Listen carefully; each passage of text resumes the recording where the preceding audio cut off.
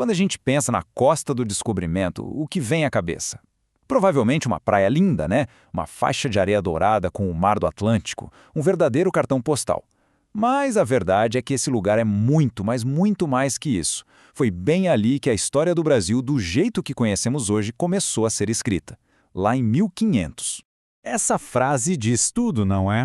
Estamos falando do ponto exato onde dois mundos se encontraram. Um choque que não só redesenhou os mapas, mas redefiniu o futuro de um continente inteiro. Foi o início de uma nova nação. Então, para a gente entender de verdade a Costa do Descobrimento, a gente precisa fazer uma viagem no tempo.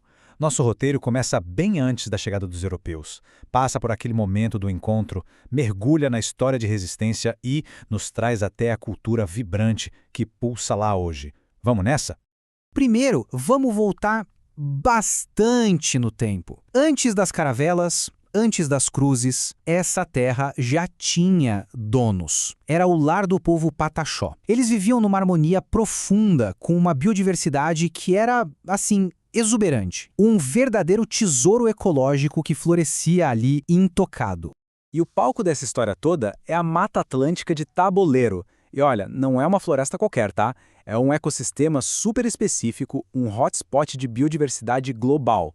É só imaginar um equilíbrio delicado, sabe? Onde cada planta, cada animal tem um papel fundamental. E aqui a gente vê a fragilidade desse paraíso. Espécies que são ícones como o mico-leão da cara dourada e a própria árvore que deu nome para o nosso país, o pau-brasil, hoje estão sob ameaça. É um lembrete bem forte do que a gente pode perder. E foi justamente nesse cenário de natureza riquíssima que, em abril de 1500, as velas das caravelas portuguesas apareceram no horizonte.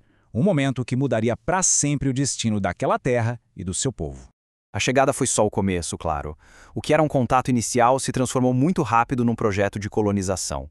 Coisa de poucas décadas, e o ato simbólico da primeira missa já tinha dado lugar à estrutura administrativa das capitanias e à fundação das primeiras vilas. E essa dominação deixou marcas físicas, permanentes na paisagem. Fortes igrejas, marcos de posse, tudo isso foi erguido. E não eram só construções, né? Eram símbolos de um novo poder que estava se impondo sobre a terra e, claro, sobre os seus habitantes originais. Mas olha, a história da Costa do Descobrimento não é só sobre os colonizadores. Ela é, e isso é fundamental, a história de resistência do povo Pataxó. Uma história de sobrevivência, de muita luta e de uma reafirmação impressionante da sua cultura e da sua terra. Um dos momentos mais sombrios dessa história é o chamado Fogo de 1951. Foi um ataque brutal da polícia que destruiu a aldeia de Barra Velha. Isso forçou o povo Pataxó a se esconder e até a negar a própria identidade para conseguir sobreviver à violência. Uma coisa terrível. Mas o povo Pataxó não se rendeu. Das cinzas do fogo de 1951, eles começaram um processo longo, difícil, de retomada. Reafirmaram sua identidade, lutaram por suas terras e hoje eles são protagonistas da própria história, liderando projetos de etnoturismo que celebram lindamente a sua cultura.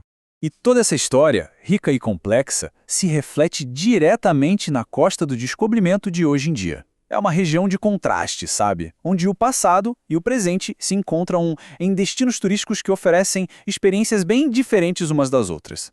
De um lado, a gente tem a agitação, a energia de Porto Seguro com a famosa passarela do descobrimento e o turismo de massa.